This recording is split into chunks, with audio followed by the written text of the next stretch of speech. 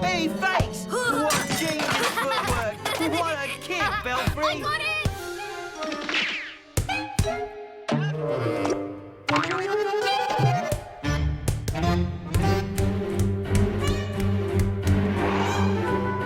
Is this far enough, Luther? Perfect, little mate. Here he comes.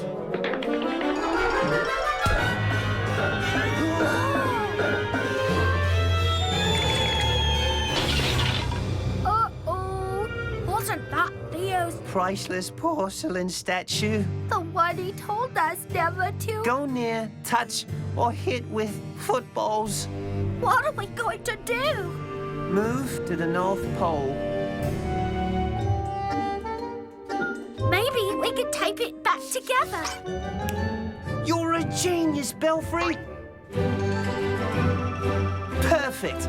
Theo will never know the difference. Oh, what about these, Luther? Huh. Where'd those come from?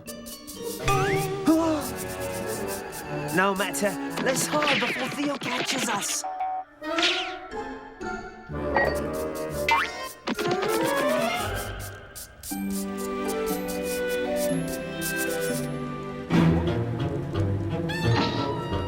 Luther, Belfry? How'd he know it were us?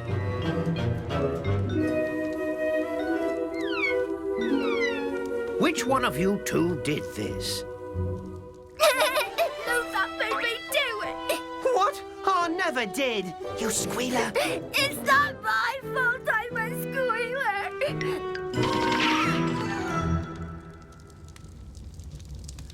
They're not that different from people, are they? When we break one of God's commandments, we often want to excuse our sin rather than admit to it, don't we?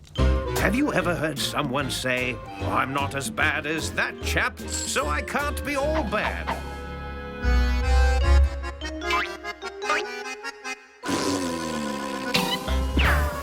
Or how about this one? The devil made me do it.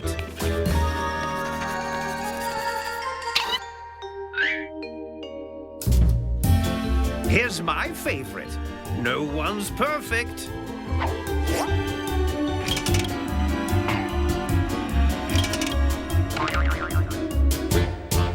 He's right, you know. No one is perfect. Because of sin, we humans are broken, just like this statue.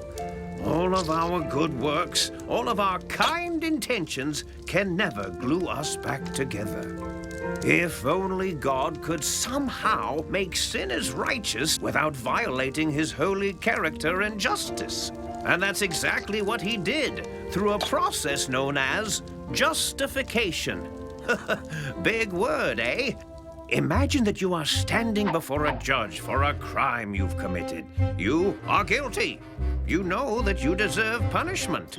But then someone steps forward and says, "I will pay his debt. I will take his penalty upon myself." This person will be as though he never did wrong.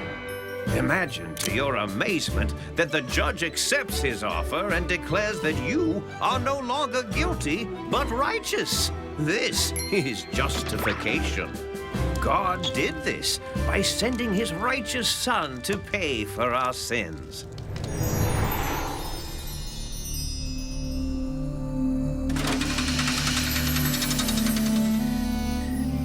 The Bible tells us that there were two thieves who were crucified with Jesus.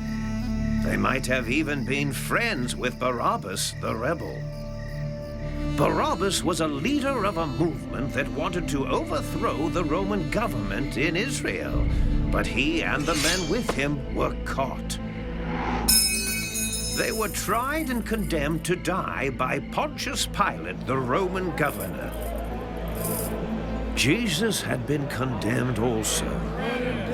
Pilate gave the crowd a choice, either to set Jesus free or Barabbas.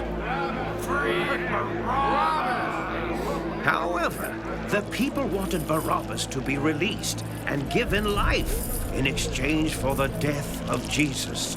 So Pilate set him free.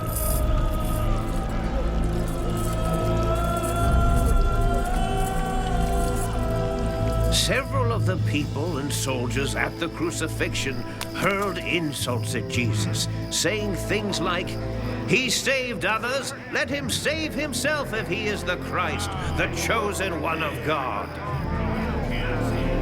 Even the two thieves mocked Jesus, saying, "If you are the Son of God, come down from the cross and save us." But instead of returning their insults, Jesus said, "Father, forgive them, for they know not what they do." This made a big impact on one of the thieves. He was suddenly ashamed of his behavior and began to feel guilt for his sins.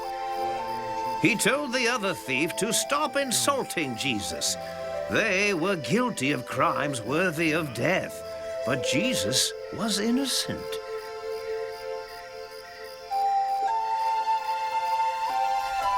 Perhaps he heard Jesus teaching,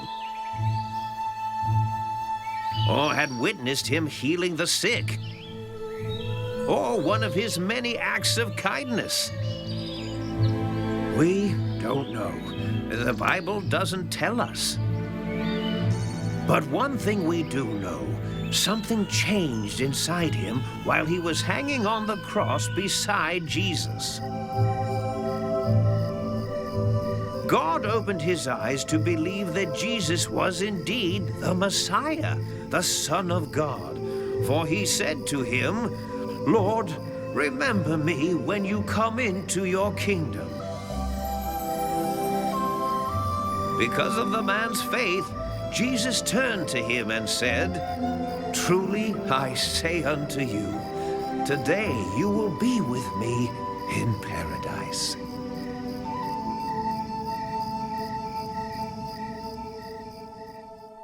What an amazing statement! A thief, a rebel. His miserable life at an end. He obviously had not earned God's favor by any good works. And yet, in that moment, Jesus took his sins upon himself, and God declared him not guilty. What's more, God clothed him in the righteousness of his Son, whose death satisfied his holy justice, and the thief entered the kingdom of heaven. This is justification. Ha! There. Good as new. I don't get it. Theo let us off the hook. He said he loves us, even when we mess up, Luther. Go figure.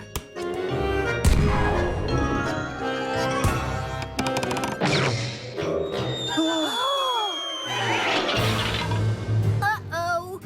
Wasn't that Theo's irreplaceable shell. the one he told us never to? Go near, touch, or hit with footballs. What are we gonna do? Move to the South Pole? I'm already packed.